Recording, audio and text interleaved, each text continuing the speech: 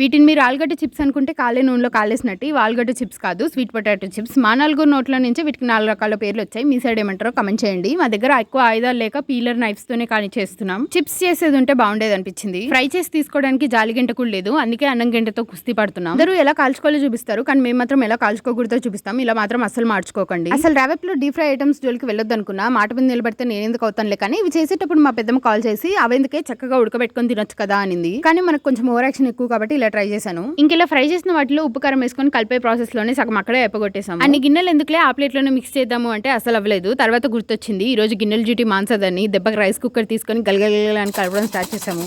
Cooking channels లో crispiness ఇలానే చూపిస్తారని మేము కూడా అలానే ట్రై చేసాము. సౌండ్ వినిపించిందా? తర్వాత మా ఇంకో మాన్స తన కలర్లన్నీ ప్రదర్శించి రెస్టారెంట్ స్టైల్లో ప్లేటింగ్ చేద్దామని ఇలా ట్రై చేసింది. కుకింగ్ లో ఆరితేరిపోయాం కాబట్టి చిప్స్ తో పాటు ఫ్రెంచ్ ఫ్రైస్ కూడా చేసాము. దానికి 2 గంటలు కష్టపడి చేసిన చిప్స్ అన్ని అరగంటలో అయిపోగొట్టేసాం. అంత బాగున్నాయి. మరి వీడియో నచ్చితే లైక్ చేయండి.